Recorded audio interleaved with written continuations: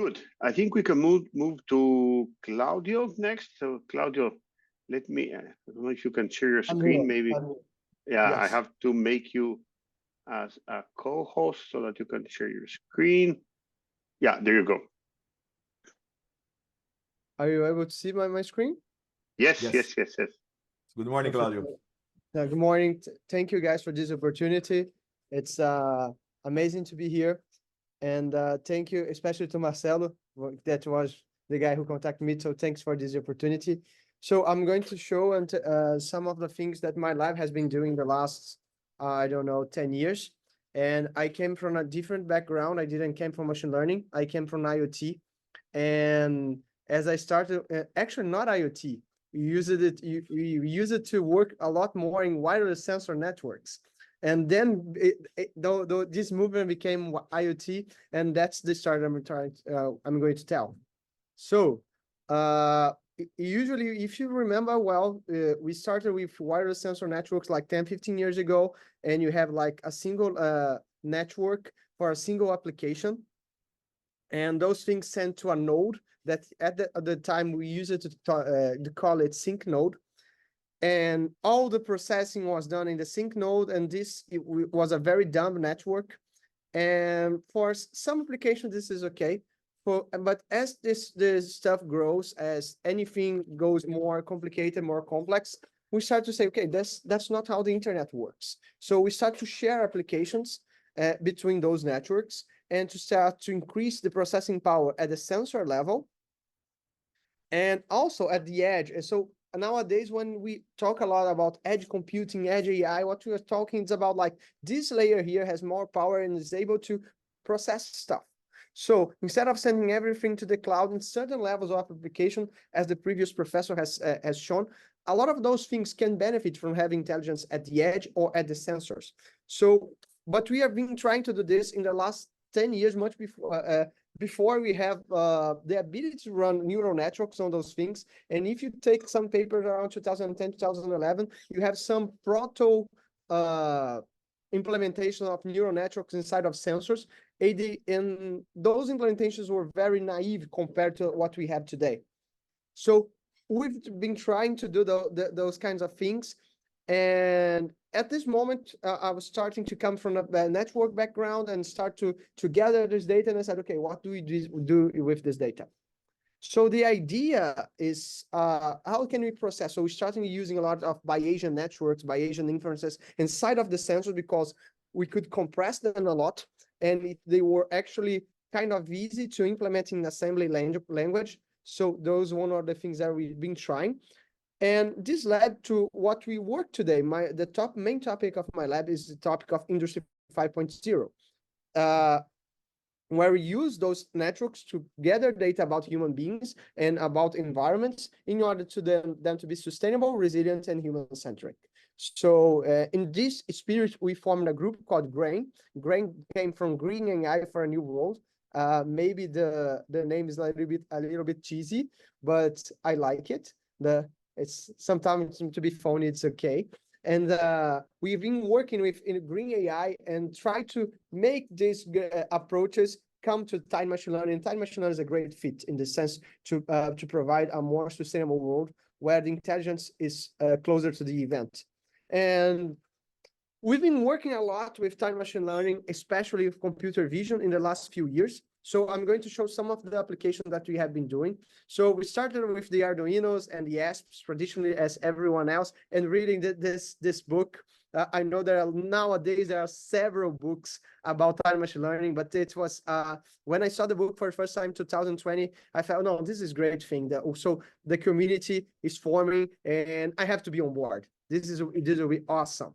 So, but when we compare the Tiny Machine Learning workflow to the traditional machine learning workflow, we say like the training is almost the same. We have a lot of aspects different, but the main idea is the same. But the level of distillation, quantization, and coding, there are a lot of opportunities for researchers in those areas. So we are working a lot of the steps 2, 3, and 4 on my lab, and trying different network architectures that could be a better fit to the sensors. So what I'm trying to do right now is not only finding the applications, but the architectures that will benefit us.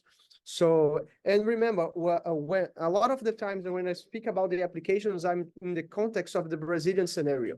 And in Brazilian scenario, I'll also say Brazil is just too big for their own sake. And we have some different biomes, different environments. So any solution has to be adaptable and has to be in large scale and has to be cheap. Because due to money variations, the tax from dollar to reais, we have to choose the cost to go down and to have similar results. And in this scenario, also the use of time machine learning is a benefit for us. So it's not a new problem. And what I like to say to my students usually is that we are always in resource constrained environments. So sensors are resource constrained environments, and you have to use decision making. And in computer vision, CNNs is the traditional way right now, because we've been working in computer vision for decades with filters and image processing, but CNN is the traditional way of this decade.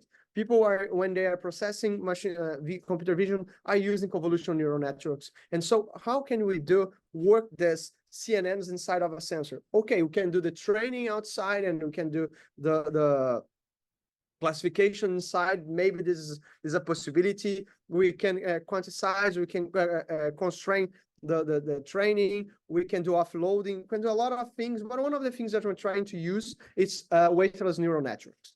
And weightless neural network, a different type of network based on the wizard architecture. And it's a low-cost network without weight. So what we're trying to do, we map the image or any elements of interest in a structure called retina. A retina is an n-tuple structure. When I try to map parts of this as rands, what's a rands? Like a part that will identify some of the patterns. So instead of giving weights, I'm trying to find those patterns and just sum them. So it's weightless in the sense that we don't have traditional weights between the nodes, but as we placing inputs, we are summing the occurrence of those rands, of those patterns on the data, and then we apply a sig mode. And this wizard architecture is not new. There's a lot of, if you go to ESAN, the European Symposium on Artificial Neural Networks, there's a track about weightless neural networks. There's two very important professors here in Brazil, Professor Felipe França and Professor Priscila Lima, that work a lot on this. And actually, I'm very close to them and close to some young researchers like Leopoldo Luschino from NESP and Leandro Santiago from UF, two universities here in Brazil that also work with this. So we are using a type of wizard architecture called Beethoven to try to create discriminators to patterns and data. So we can use it to classify. And our approach was to apply this weightless neural network into Edge AI and compare to traditional techniques. So this was the idea. I had a discriminator such this one that I'm placing here. And those discriminators were summed to predict a class. And this thing was what we call activation stream. So for each part there, imagine that you're doing like something like a video call like this. My background doesn't change very much. So I can classify where Claudio is by taking the background that doesn't change, and everything that changed is Claudio. So that's the way. So it's a complementary way of thinking how to classify data. And the results were pretty good. So we use Google Colab because everyone goes to Colab first. And I like too much work on tablets, so Colab is a very, very good thing. And we try like very a small board, like NVIDIA Jetson, Google Coral Dev board, Raspberry Pis, and now you're using Raspberry Pi Picos inside of this. So but these were the first results, the published ones, and you can provide the source codes. And the results, we're using our first data set of human activity recognition with several activities using laptop, hugging, drinking, clapping, and the results are pretty good. So the results are pretty good. we have as the num or the as I had more samples, my loss decreased and my accuracy increased very much. And if I try to apply this hand-on mapping, so this is the idea. I apply this hand-on mapping, the discriminator I could find, and we could remount the images on the other side. So I could not only classify, but remount the images on the other side, and I have a result as good as almost as good as I had like with a weighted network. Almost, not always. The weighted networks are still better in some cases, but I have used less resources. What we are doing right now is to compile versions of this wizard library to MicroPython for us to be able to use it inside of the traditional sensors like STM or the Arduinos or the ASPs directly without having to mess around. And so this is one of the results we are doing right now. It's a very interesting thing. So what we could conclude for this first application that weighted neural networks are effective for edge AI. So the results that we had are close to results to convolutional neural networks, but we're still thinking about ways to close this gap and the limitations of this kind of network architecture. And we could use those things to try to fix distortions in real time, because if it's a lightweight neural network, imagine that you could use it to do online training, and as you train, you could fix distortions on a transmission. On this, on apply, and then can be done like on applied hardware or even as a software solution. One of the things that we are also using, I love competitions. I have a lot of competitions teams in WFRJ, and Lua is part of my team called Nautilus, because as I said before, I am phony, and Nautilus is UAV, and the problem of Nautilus is that it's UAV underwater vehicle, so it's autonomous vehicles. It's a submarine robot that competes on the RoboSub competition in the USA. So we have to make this work with less than $10,000 a year, and compared to the other teams, this is a problem because sometimes the sensors that we use in here cost $5,000. So my game is, okay, I don't have the money, so how can I substitute hardware solutions with software solutions? So we are trying to do, we use a lot of ROS and Linux and ASPs inside of the sensor for you to have an idea of the problem. The first version of the robot, you use 2 webcams as the monitors, and the webcams inside of the water didn't work very well. Well, they shouldn't. No, it's not their fault. But we were able to get some information, use some LiDAR sensors, and we were able to construct our own sensors using finite state machines. But what we're trying to do was an implementation of the beamforming algorithm using tiny machine learning inside of the sensor, because instead of using expensive LiDARs, we are using neural networks to learn about the angles and do the tracking. So this was one very interesting approach to get the derives to try to exclude the noise. And this we could think as a data fusion algorithm, in the sense that data fusion is a discipline inside of machine learning dedicated to reduce uncertainty on data. And so we gathered these sensors to try to reduce the noise and rearrange this data to get a better combination of angles. So what we're trying to use is to predict the next possible azimuth to conclude the task that we had ahead. And that was very challenging. And all those things are papers. I can send the links on the chat. And the results were pretty good. This is the algorithm. We try to, when you're beamforming, usually you can try to do this in frequency domain and data domain. So what we're trying to do is to use the frequency domain that is faster but has less accuracy to reduce the scope of what we do on the data domain. So we tried to use the neural network, and in this case, it was a very traditional neural network. What we're trying to do right now is to use the weightless neural network inside of this approach to see if we have a better result. And we try to use to classify this data to predict the next angle. So what I try to say is, I have the robot right now. I know he's trying to change to this direction, but if I have the task here, what's the angle that I have to find? So instead of processing everything, I just go to the next angle and try always in this game. One of the things that is interesting in this approach is that if you see the robot moving, at first you think he's like being driven by a drunk driver, but it's as the things goes by, things tends to go to the right direction. So I have a similar result to a very expensive sensor, but using only software, and it's a very good result using only the radar data. That's very good.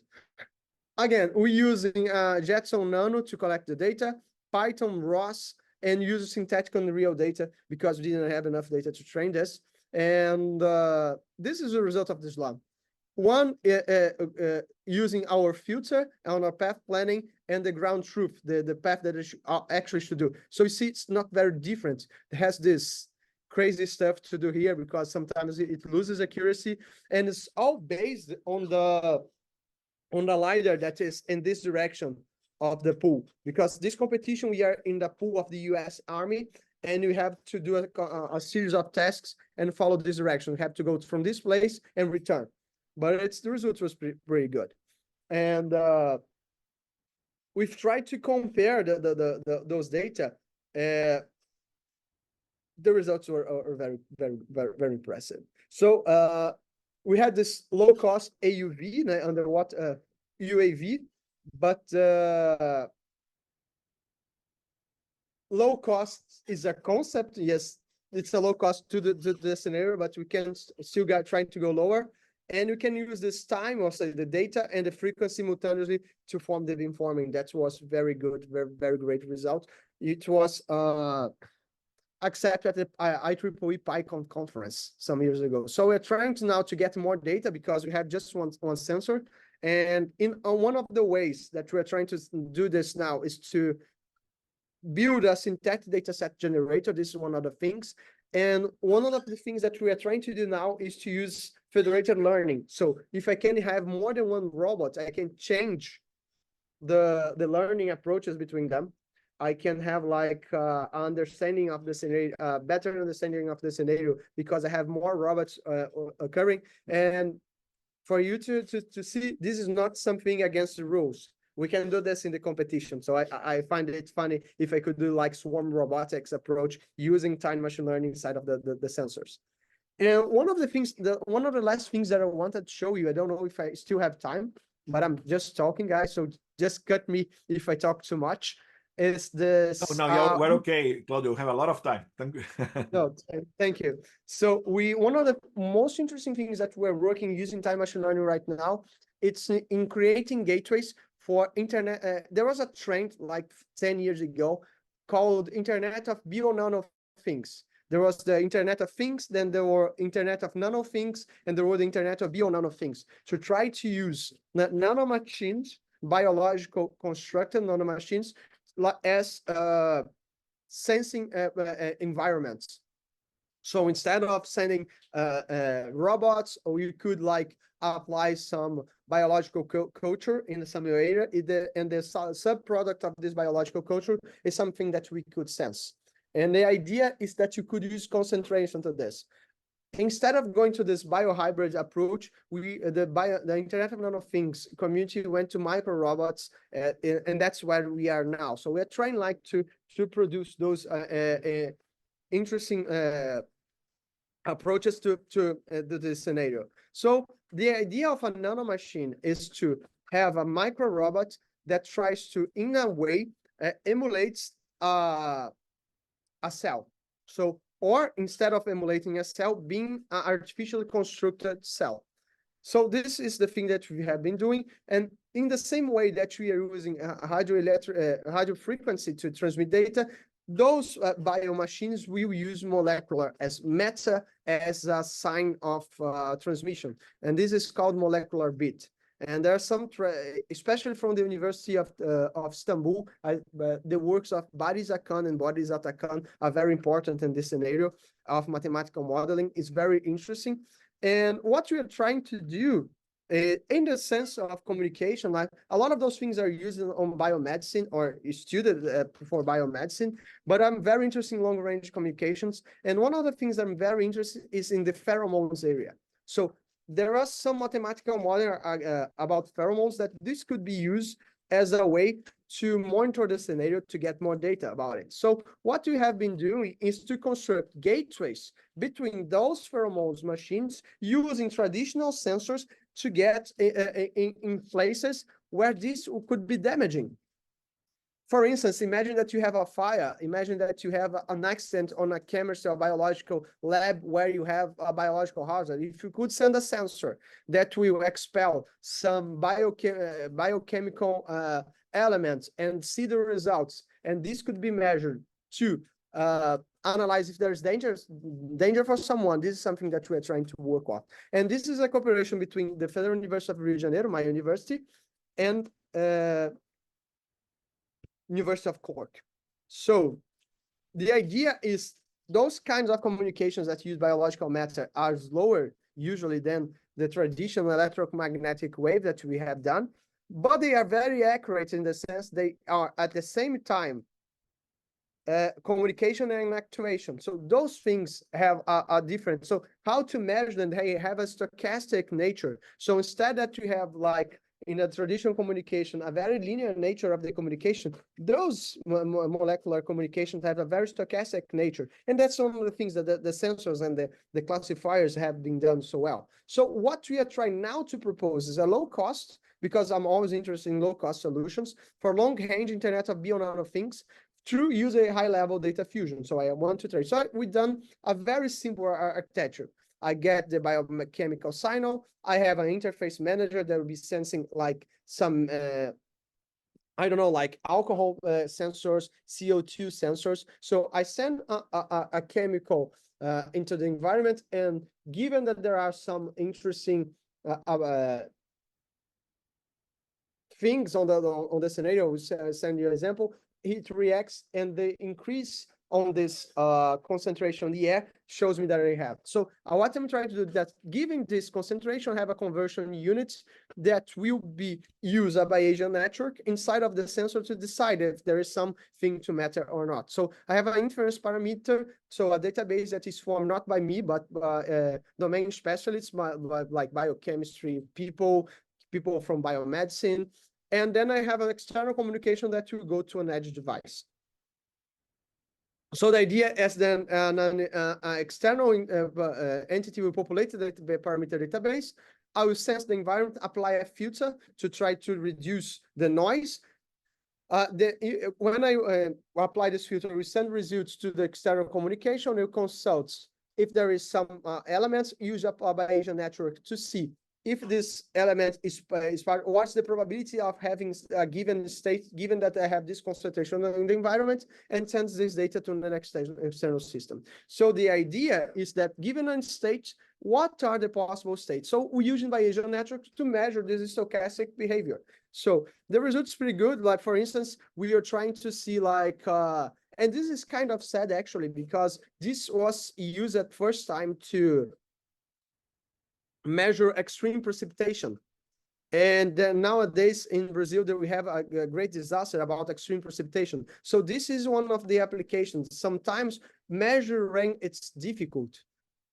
Measure extreme rain is difficult. But if I can use some pheromone approach, I can try to classify the pheromone in construction to high humidity produce alcohol. So a change in the alcohol in the environment, alcohol concentration in the environment, can lead to the precipitation scheme. So if it's raining, it's humid, and there is a lot of temperature, and this produces alcohol, this is an indication of extreme rain. It's something that I didn't know. So this is a Bayesian network for ethylene concentration. So we call this a framework for indirected sensing, because I'm not trying to sensing something in the environment, but given that there's something happens, what's the chance of something actually is happening? So we use Bayesian networks for a single reason. As I said at the beginning of the presentation, I'm very comfortable with probabilities. And I was not very comfortable with everything else to test this at the first time. So what we are trying to do now is to apply everything about neural networks inside of those things to try to predict the new approaches. And if I could do this with big environments, am I able to do this with a body? Am I able to do this with biomedicine? Or this is something that is more complicated? And the last but not the least, we are using nanosensor networks, especially the UNets, to try to predict extreme precipitation. This is the master's degree of one of my students.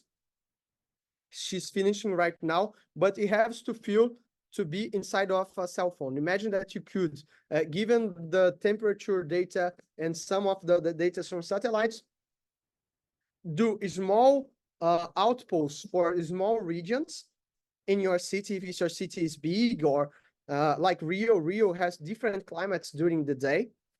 And if you could do this, if you could summarize this data, can I compress a new net to fit inside of a small sensor?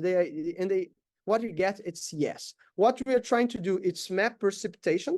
So we have 12 channels usually on the satellite data. We use data fusion algorithms to summarize into a single layer. Since we're trying to work with extreme rainfall, what we're trying to get is the maximum data. So we form a new matrix that change the UNet environment. So all these transformations will run inside of the sensor, and we will compress this UNet network inside of a new layer, and this new layer will be able to predict. And the results, it's usually there is a type of network called Smart UNet that is dedicated to meteorological data, and we didn't beat the Smart UNet, but it got very close. And this in a much smaller environment, like 20 times less. So and you have to understand that the power of this approach is simple, because when we are talking about numerical weather prediction, and that's something that was very fascinating to me, because when I came to neural networks in computer science, we say like, neural networks expend a lot of data and a lot of energy and a lot of processing. But for people that are working on physical fields like meteorology, astronomy, their models are already too big. So we use neural networks in AI to try to simplify those models that are just too complex. They are not really understandable by them, or there are a lot of mistakes. And Smart UNet was for them an advantage. What we are proposing is to get this thing that is working pretty fine and even reduce this, and it still works pretty fine. And to be able to fit this in sensors or in edge devices, these are something very powerful that we have a good result. And thankfully, Anna will conclude her master's, and what makes me very relieved at the end of the day. So, and now we could share the new approach. The next step of Anna's work is to apply a federated learning approach that all those devices collecting this meteorological data can share their information. But now imagine that you are in a very poor city, a very poor neighborhood. Now it's very inexpensive for you to have a device that will try to alert your neighborhood in case of an extreme precipitation and to take the measures with them. So cost is not anymore a problem. And one of the things that we have to be aware of is about false alarms. But this is one of the things that we'll be working on in the next few years. And to use those approaches and to be able to fit in small places for us, it's a very great result. So that was it. That are the things that we are working on. There are some more things that we are working in traditional machine learning, and in the next few months we'll try to bring those things to the tiny machine learning world. Hope you enjoyed, and I try to be fit on time. I hope I have conquered your attention. This is my email. You can contact me anytime, any day. I'll be more than glad to share and to collaborate with. Thank you very much. Thank you so much, Claudio. Very Fantastic. interesting presentation and very interesting project. Really nice. Okay, let's see if there's any questions. So there's one for Amir. Do you want to unmute yourself? and ask directly your question to Claudio. Amhed has asked, what mathematics do you use for the data sensor fusion? Common filters, for example. Yes, okay. Are you seeing my screen? I just reading this. Sorry. Sorry, Marco. No, it's fine, it's fine. Maybe Ahmed want to ask the question by voice, so yes, maybe he sure, can Marco. elaborate a bit. Yeah. Yes. The idea that the data or sensor fusion, it's usually using Kalman filters.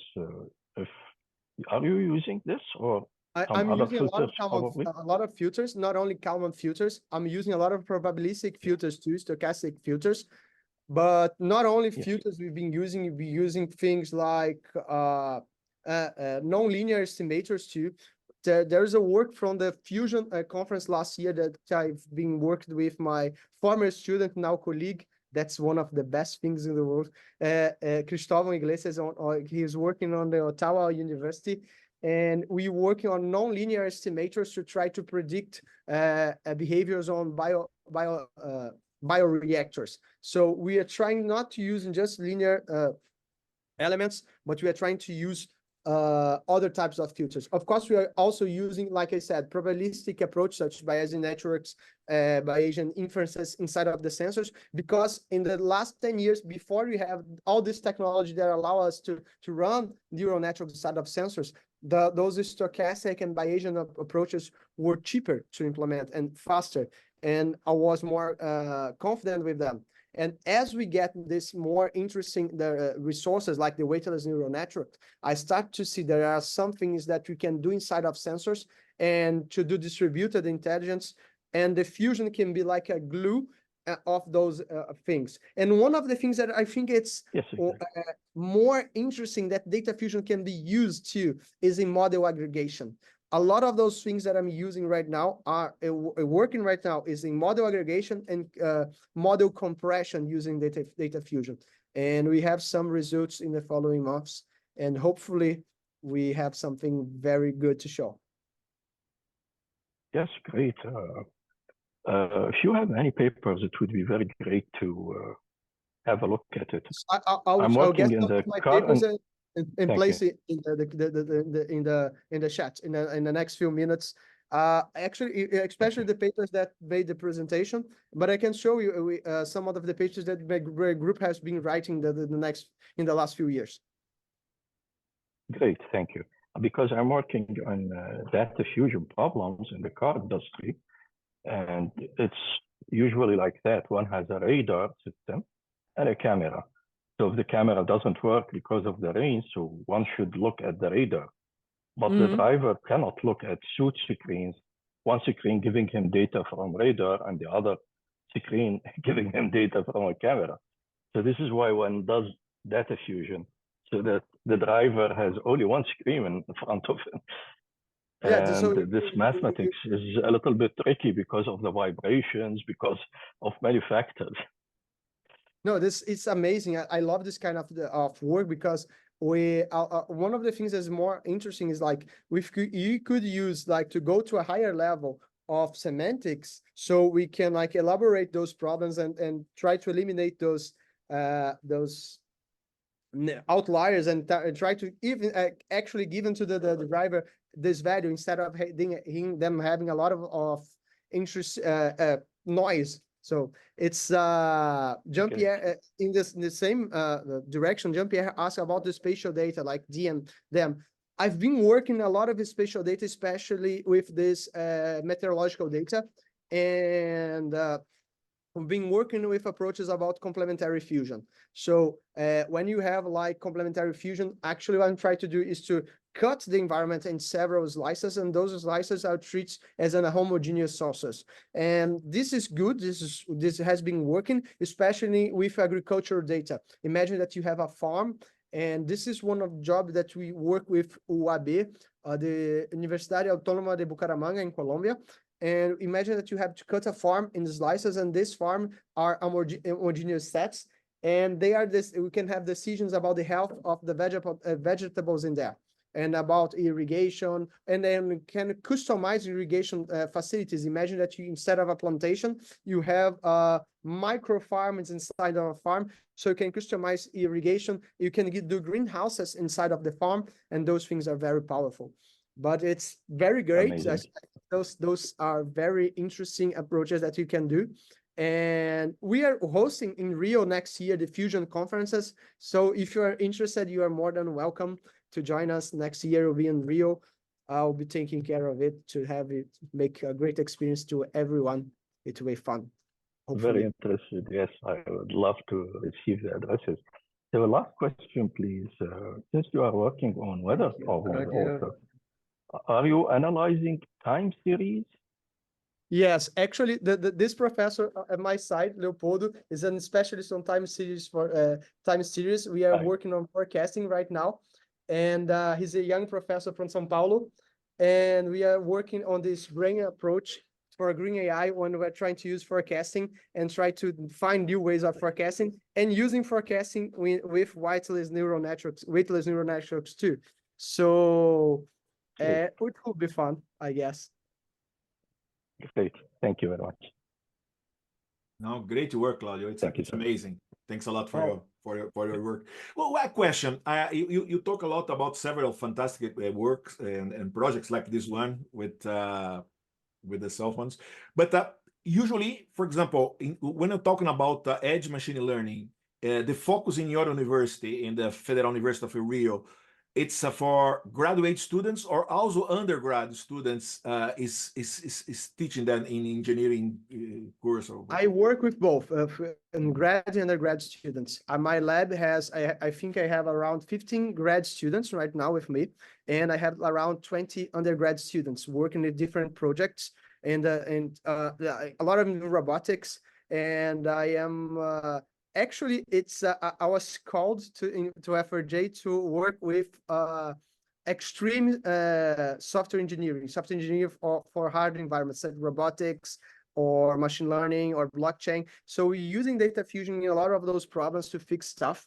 And just answering at Vetnu question, as also in low level, especially in robotics, in feature level and in environments and decision level for the in edge AI and inside of the sensors too. So we are working in three levels, mostly on trying to enhance traditional methods to work cooperatively.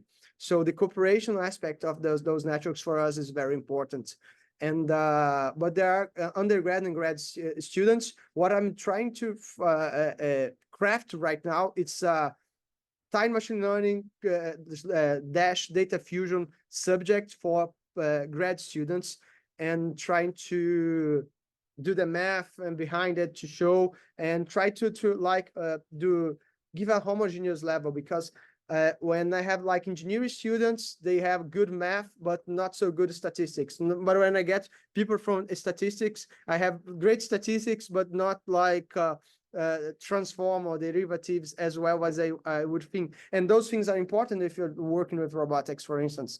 So there's a lot of catching up to do, and trying to also do what we call a specialization level closer to in Brazil, it's closer to an MBA course that try to nivellate everyone to prepare them for masters and then a PhD. So there's a lot of work to do, and there's not enough time, not enough people, but I think it's the same thing everywhere. And it's thankfully, because it's more work than we can do, we can still continue doing stuff.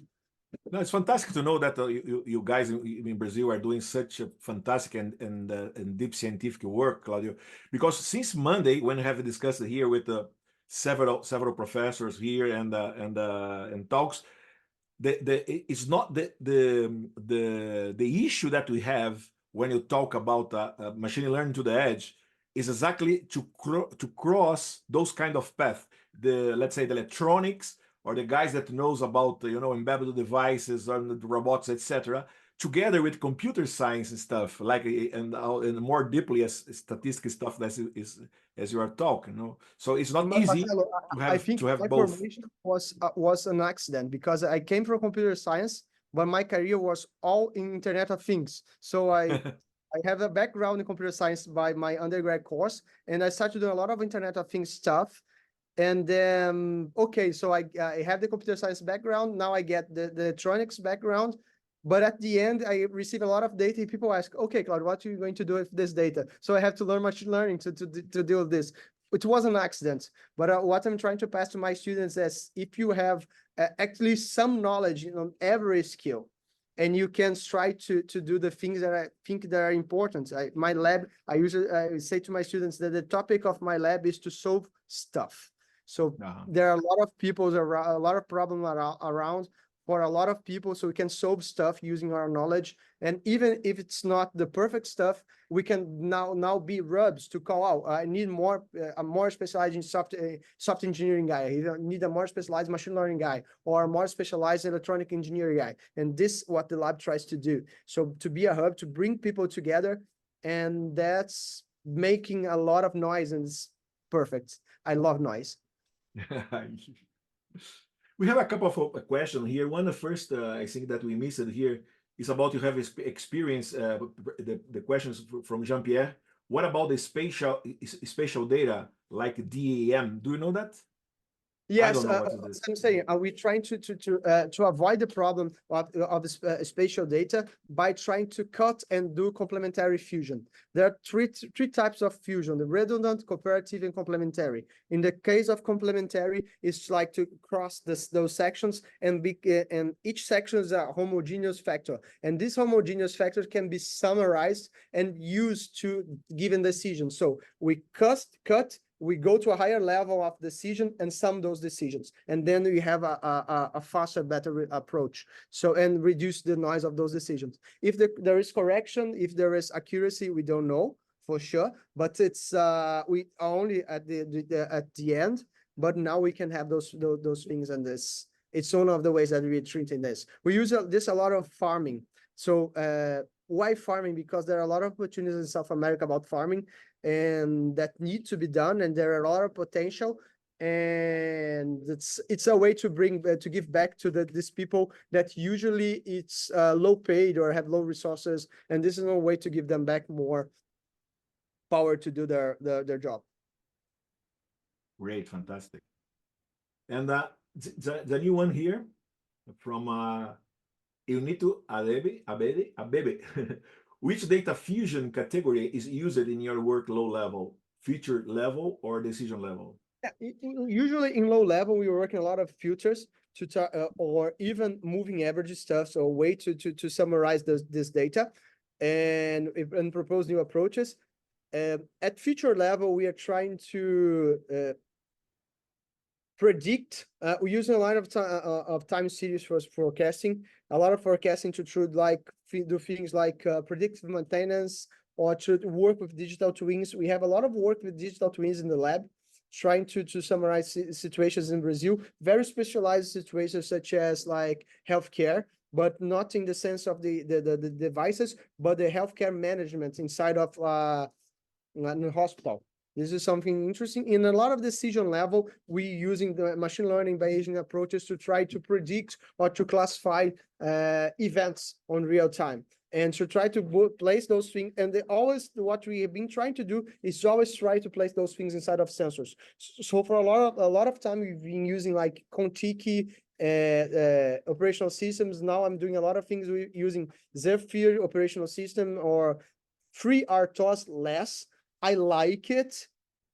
It's good because I know there's a lot of fans of FreeRTOS in here, and it's great. But I use Zephyr because of it allows me to do more fixing stuff. And Zephyr works great with the STM nodes that I use it a lot too. Works great with TensorFlow Lite that I use a lot too. And the platform the Zephyr works great with Renode that has been my emulation platform and network simulator in a sense. But that's those things work great. But well, the challenge is to place those things inside of a traditional sensor. Sometimes when I can't, then I go to a Raspberry Pi. But usually what we're trying to do is STM nodes or even ASP nodes to do those things, and the results have been pretty good. And I could have shown there was a work of a student of mine that we tried to implement subjective logic inside of the ASP nodes, and the results were pretty good to like anomaly detection. And those in this case, the subject logic was a way to do decision level anomaly detection. That's pretty good too. Claudio, one question. So you mentioned federated learning. So what about split learning? Have you investigated that? No, not yet. Not yet. This is one of the things that I'm trying to work on, split learning and transfer learning between those elements to do to be able to do on-device learning better. Because one of the things that we are trying to say, it's a challenge right now, is because the depletion of the battery when try to do on-device learning, it's a problem. So I'm looking forward to Friday morning.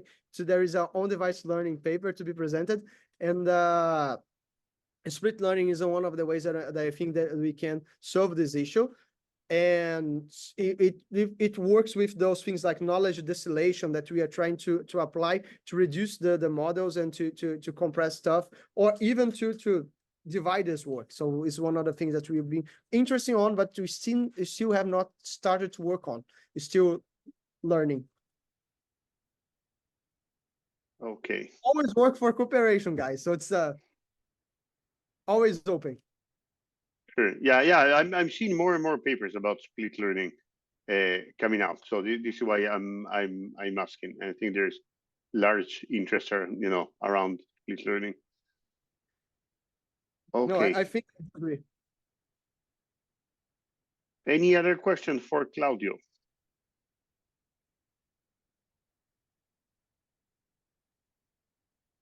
No. No question?